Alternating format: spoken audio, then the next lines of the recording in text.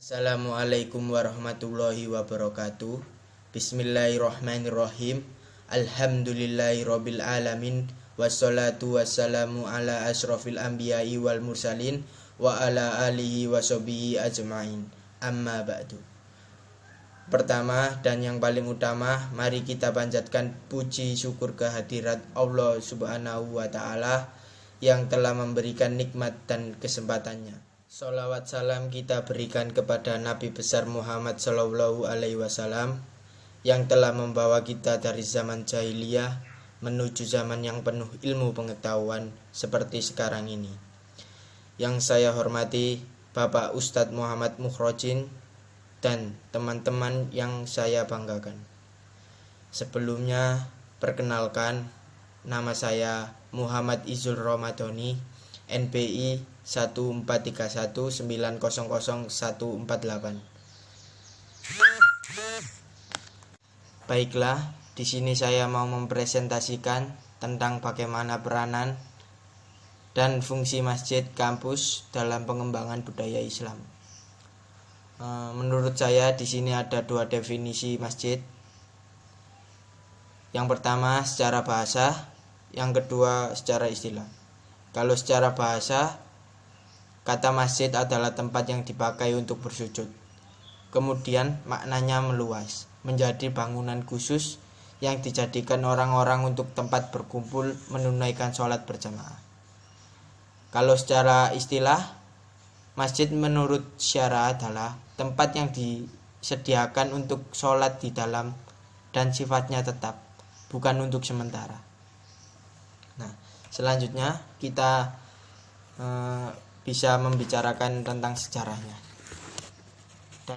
Dalam Sahih Al-Bukhari disebut, Ibnu Syihab berkata, Urwah bin Zubair mengabarkan kepadaku ketika orang-orang Islam Madinah mendengar kedatangan Rasulullah Shallallahu Alaihi Wasallam dari Makkah. Mereka keluar rumah di pagi hari hingga panasnya terik matahari. Mereka menunggu beliau sampai matahari menyengat tubuh mereka. Lalu mereka pulang setelah sehari menunggu. Sesampainya mereka di rumah, tiba-tiba salah seorang Yahudi muncul dari tempat ketinggian, memberitahu mereka tentang kedatangan Rasulullah Shallallahu Alaihi Wasallam yang dilihatnya, bahwa beliau dan para sahabatnya mengenakan pakaian serba putih yang kadang-kadang hilang karena fata morgana. Yahudi tersebut tidak dapat mengendalikan dirinya, lalu berteriak, "Wahai orang Arab, saudara yang kalian nanti-nantikan sudah tiba." Mereka berlompatan untuk menyambut kedatangan Rasulullah Shallallahu Alaihi Wasallam.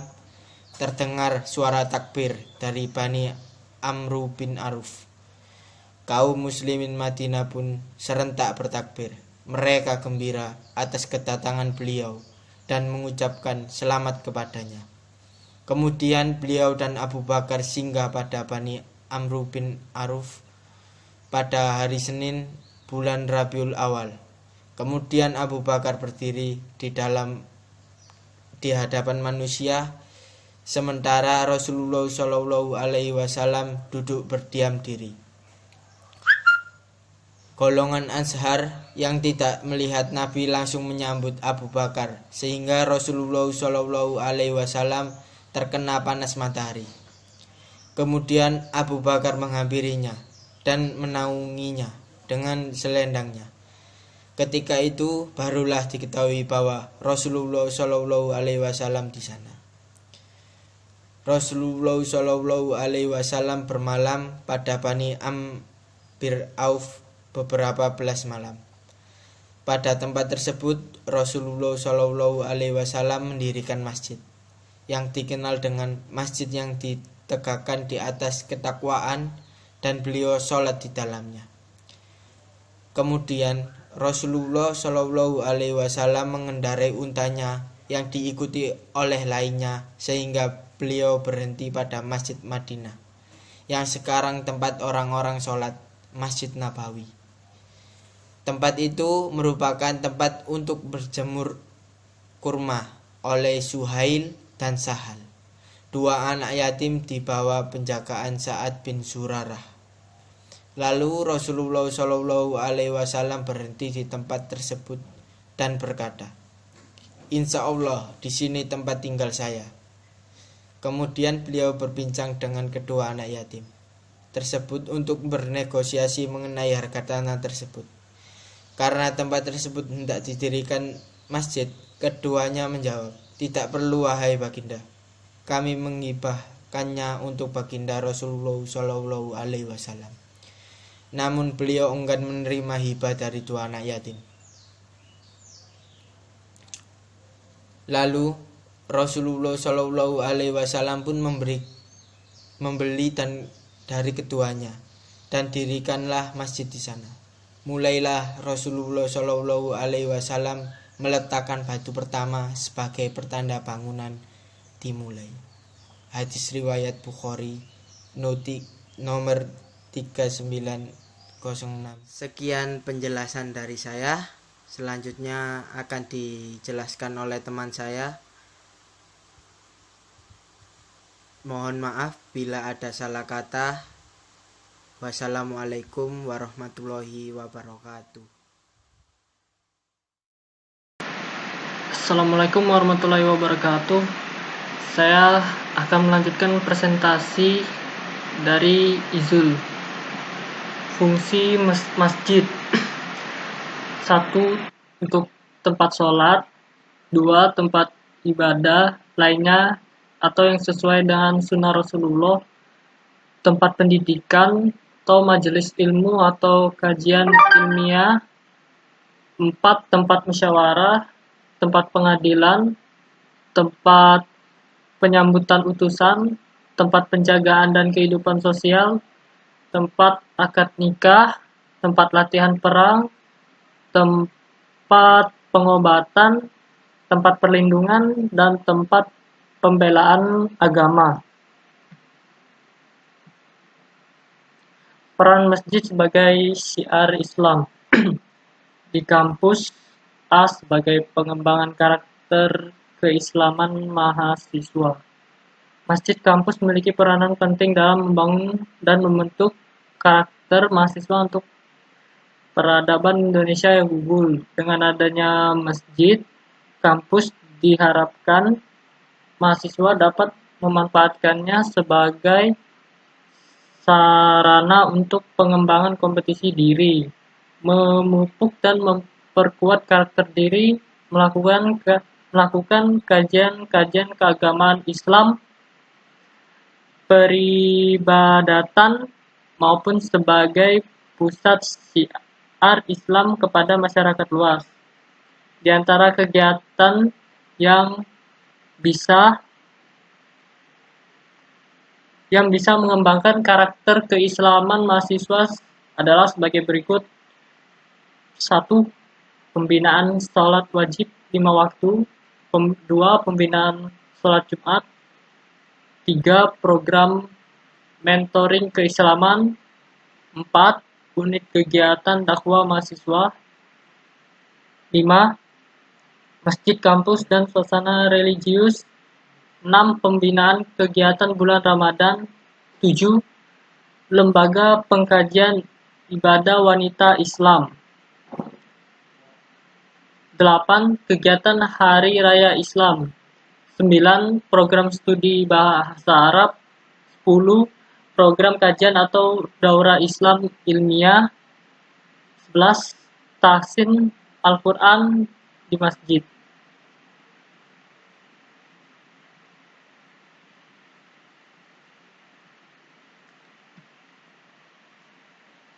Yang B, sebagai pencegah paham radikalisme atau terorisme.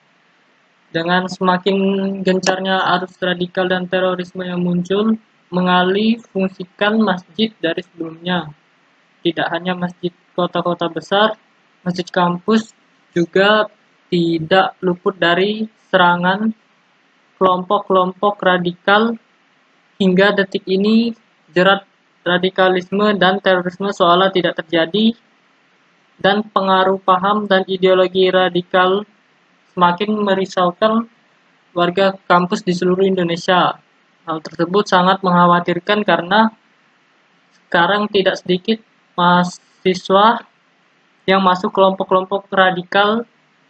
Yang akan lebih mengkhawatirkan lagi, ideologi radikal tersebut akan mengakibatkan disintegrasi bangsa dalam beberapa dekade mendatang jika tidak ada tindakan serius oleh pihak kampus.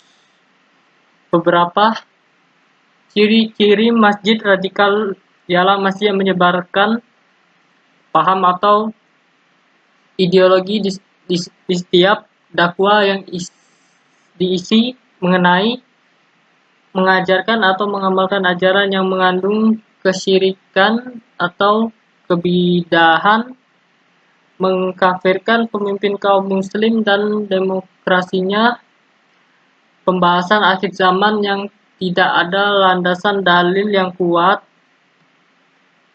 atau sahih,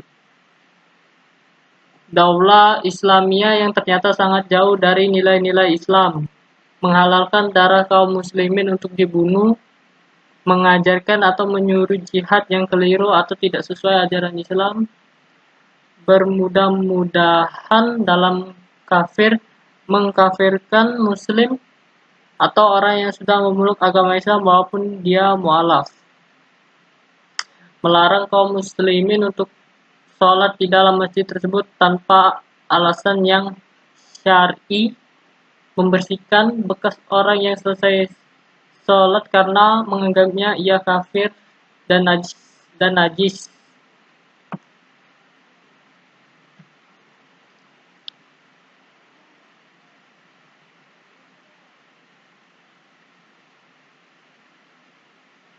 Beberapa adab ketika di masjid sesuai Al-Quran dan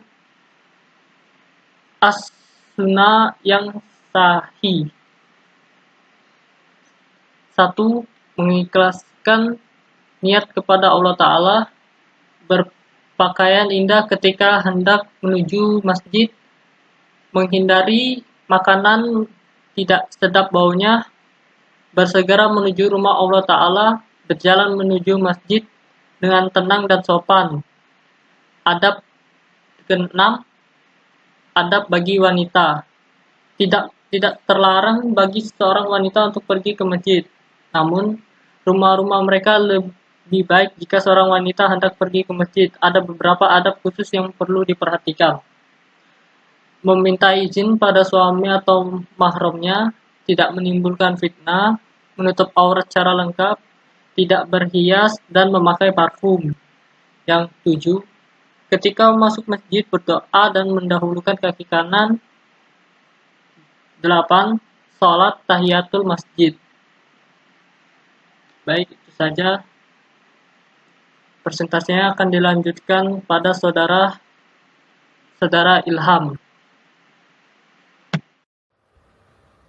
Sebelum melanjutkan materi, perkenalkan nama saya Ilham Najibi Widianto, NPI 14319000173. Pada kesempatan kali ini saya akan membahas materi tentang beberapa adab ketika di masjid sesuai dengan sunnah Rasulullah SAW. Yang pertama, mengikhlaskan niat kepada Allah Ta'ala, yaitu kita pergi ke masjid dan beribadah kepada Allah Ta'ala hanya semata-mata mengharapkan ridho dan wajah Allah, bukan karena riya atau ujub. Yang kedua, berpakaian indah ketika hendak ke masjid, yakni sebagaimana perintah Allah dalam Al-Quran, Hai anak Adam, pakailah pakaianmu yang indah setiap memasuki masjid. Yang ketiga, menghindari makanan yang tidak sedap baunya, yaitu seperti bawang putih, bawang merah, jengkol atau semacamnya. Ketika kita hendak pergi ke masjid, sudah seharusnya kita menghilangkan bau-bau mulut yang tidak sedap dan bau badan yang tidak sedap. Bagaimana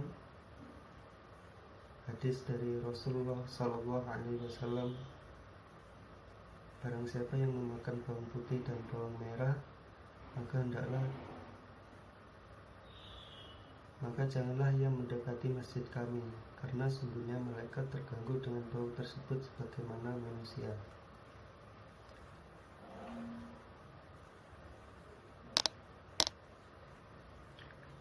Kemudian yang keempat, bersegera menuju ke masjid dan berjalan dengan tenang dan sopan, yakni Rasulullah SAW bersabda, seandainya manusia mengetahui keutamaan shaf pertama dan tidaklah mereka bisa mendapatinya kecuali dengan berundi, niscaya mereka akan berundi, dan seandainya mereka mengetahui keutamaan bersegera menuju masjid, niscaya mereka akan berlomba-lomba. Nah, kemudian kita bersegera menuju masjid ini dengan berjalan dengan tenang dan sopan, karena sifat mukmin itu jangan tergesa-gesa. Setelah itu yang kelima, ada bagi wanita. Wanita ketika ke masjid perlu diperhatikan adab-adabnya. Yang pertama, meminta izin kepada suami dan mahramnya. Kalau lebih baik ya bisa berangkat bersama suaminya atau mahramnya. Terus yang kedua, tidak menimbulkan fitnah seperti menutup aurat secara lengkap, tidak memakai wangi-wangian, ataupun tidak berhias ketika menuju masjid maupun berada di dalam masjid. Rasulullah SAW bersabda, setiap mata bersinar dari seorang wanita jika memakai minyak wangi lalu lewat di sebuah perkumpulan laki-laki, lalu wewangian itu dicium oleh laki-laki tersebut, laki-laki yang berkumpul tersebut, maka seorang wanita itu seperti pezina.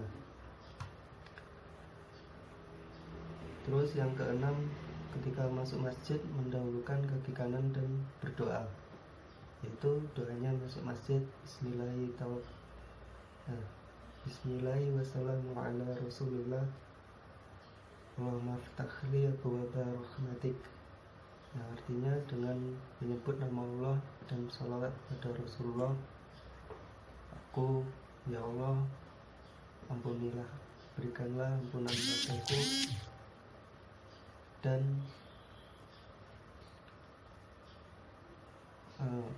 rahmatilah aku. Kemudian sholat tahiyatul masjid. Rasulullah SAW bersabda,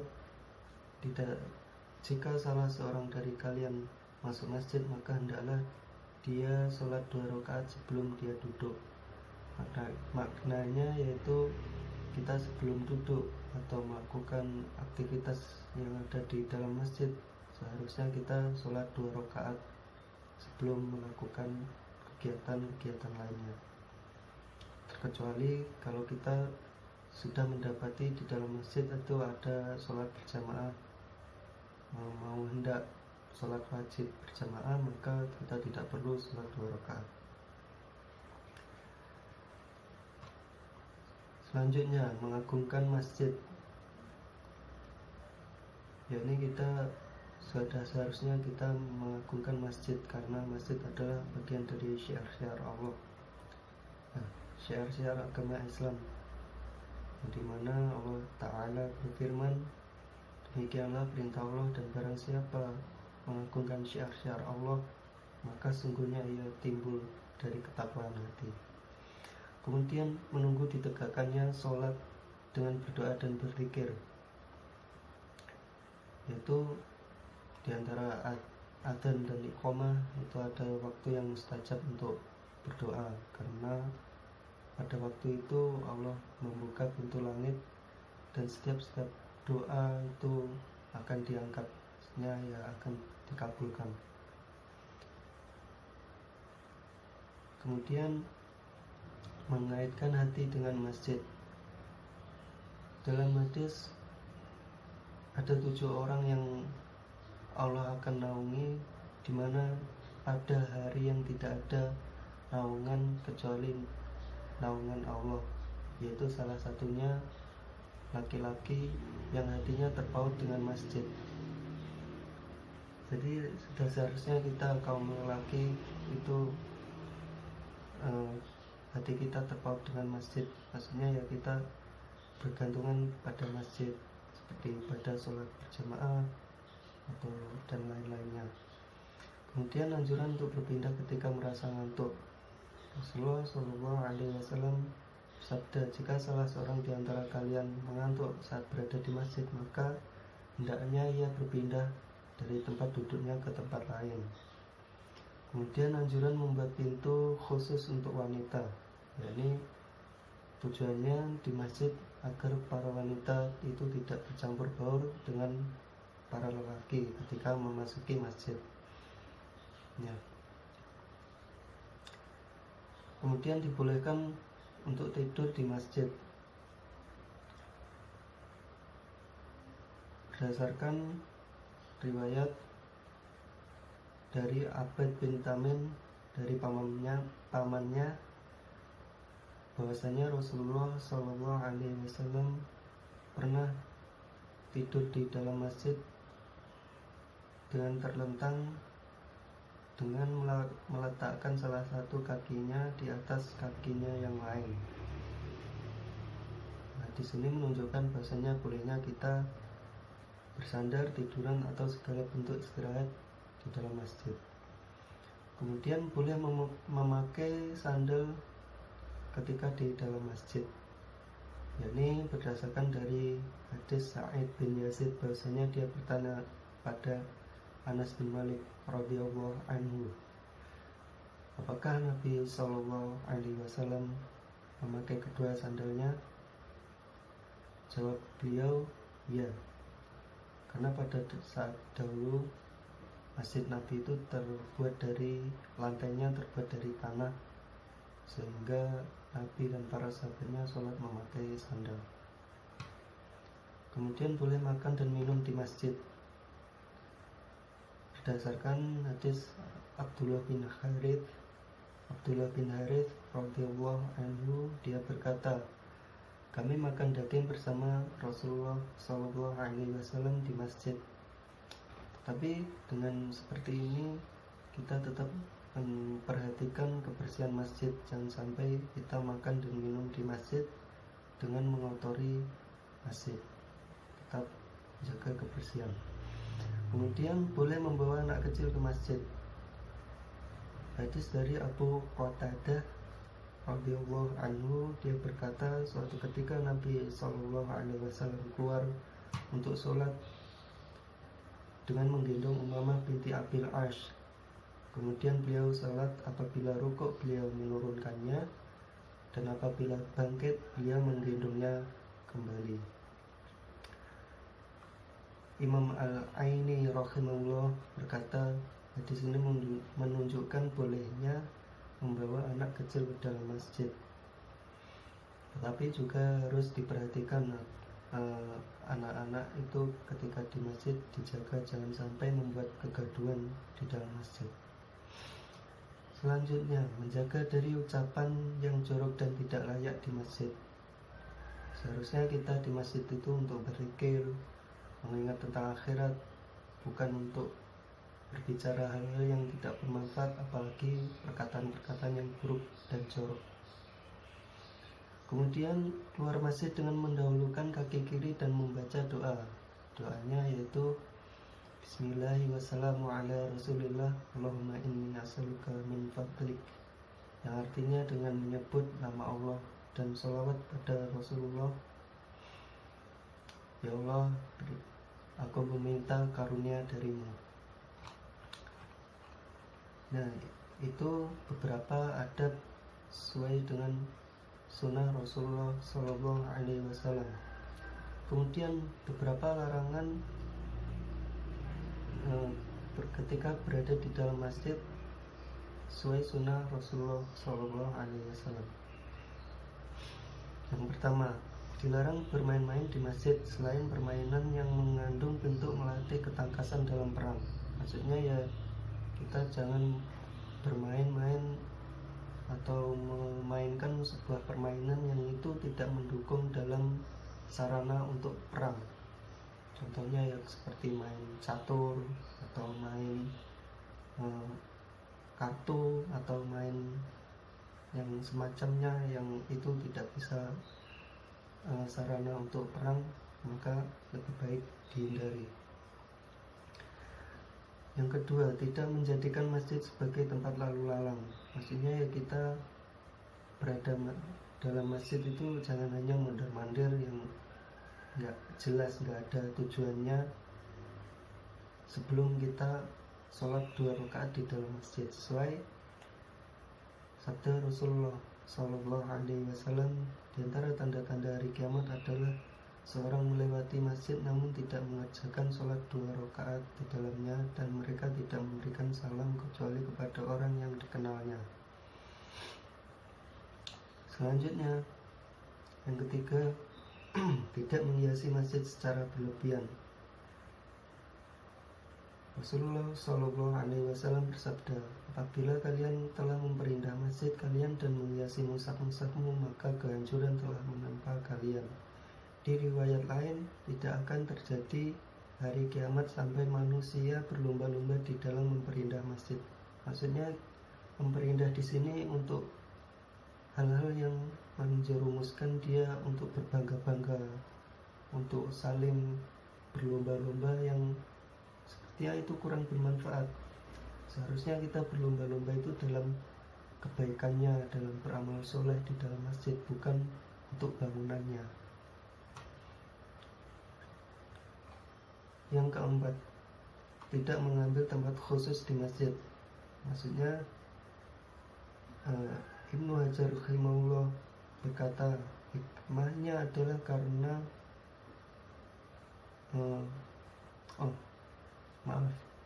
Nabi Shallallahu Alaihi Wasallam melarang sholat seperti gagak mematuk dan melarang duduk seperti duduknya binatang buas, dan mengambil tempat di masjid seperti unta mengambil tempat duduk. Ibnu Hajar rahimahullah ta'ala berkata, hikmahnya adalah karena hal tersebut bisa mendorong kepada sifat pamer, riak, dan sum'ah, serta mengikat diri dari adat dan tradisi. Dengan demikian itu merupakan musibah. Maka dari itu seorang hamba harus berusaha semaksimal mungkin agar tidak terjerumus ke dalamnya.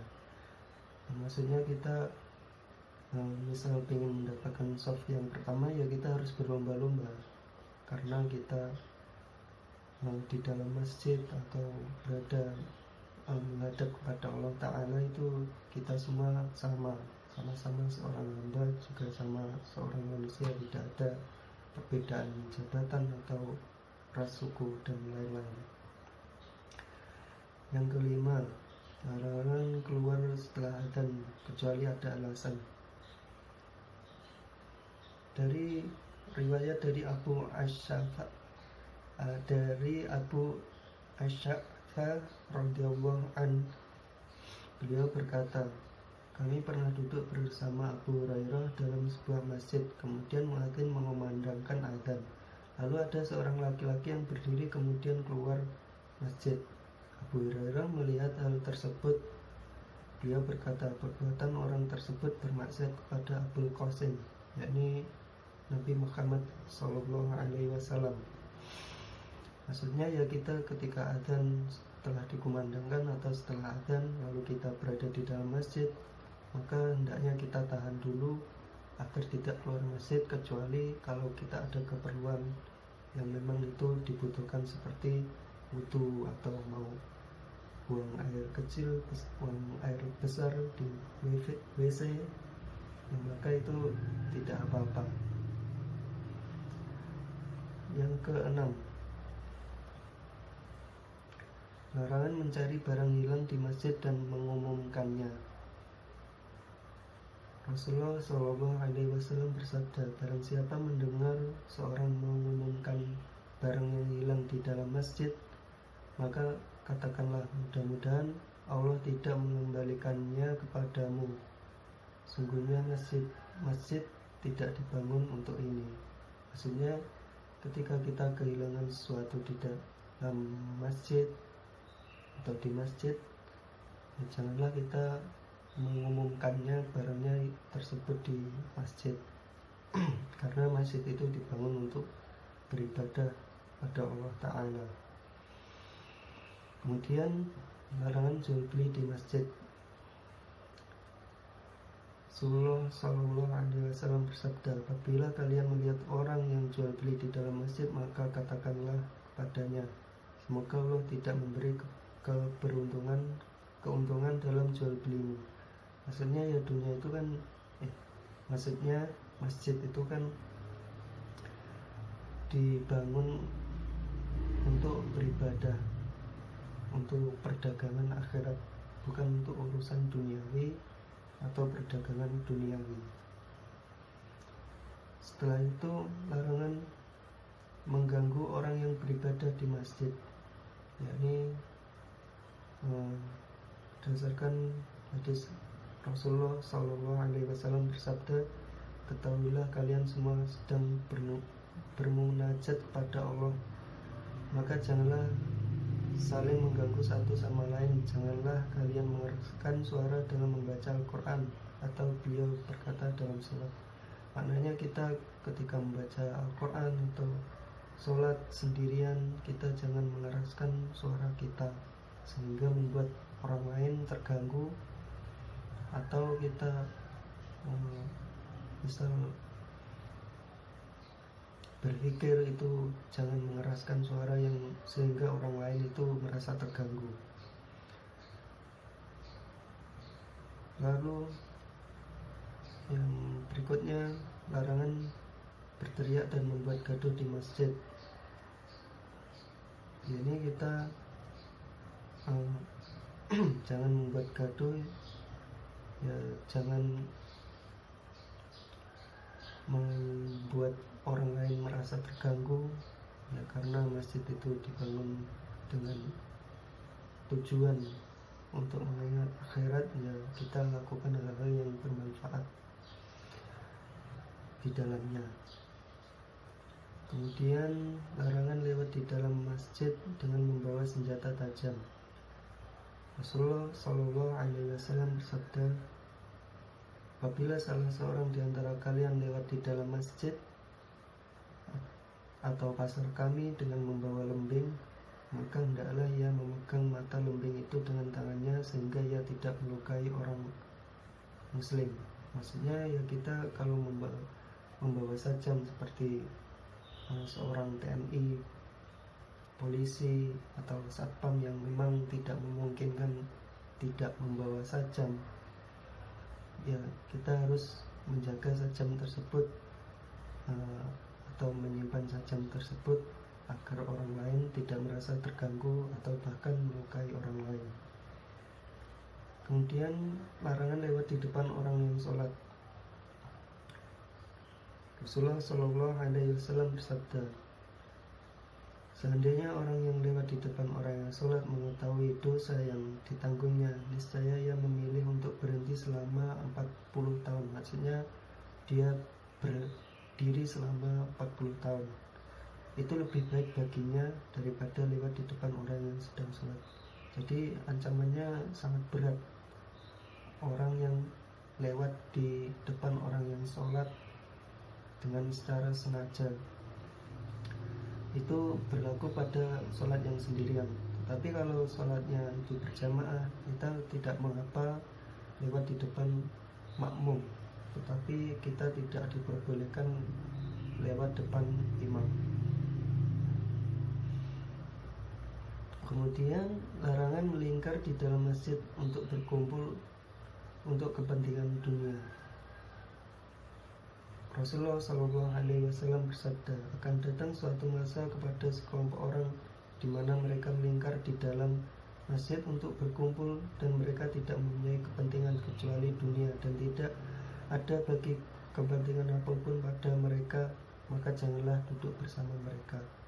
Maksudnya masjid kan dibangun untuk mengingat tentang akhirat, perdagangan akhirat, bukan untuk kepentingan duniawi dan perdagangan duniawi. Maka dari itu janganlah masjid digunakan untuk kepentingan duniawi. Kemudian larangan keras meludah di masjid. Rasulullah Shallallahu Alaihi Wasallam bersabda, meludah di masjid adalah suatu dosa dan kafaratnya untuk diampuninya adalah dengan menimbun ludah tersebut. Yang dimaksud menimbun ini adalah jika tanahnya itu terbuat dari tanah, pasir, atau semacamnya, maka ini ditimbun. Tetapi kalau lantainya keramik dan ada karpetnya, itu bisa kita hilangkan dengan cara mengelapnya atau membersihkannya dengan kain pel atau yang semacamnya, yang intinya itu harus dihilangkan. Nah, sekian penjelasan dari saya mengenai beberapa adab dan larangan ketika di masjid sesuai sunnah Rasulullah Shallallahu Alaihi Wasallam. Jika ada benarnya maka itu datangnya dari Allah Ta'ala, dan jika ada salahnya itu datangnya dari saya. Dengan begitu kami mohon maaf sebesar-besarnya jika ada kesalahan kata atau kekurangan materi yang saya dan teman-teman saya sampaikan. Kami mohon maaf sebesar-besarnya. Sekian dari kami. Assalamualaikum warahmatullahi wabarakatuh.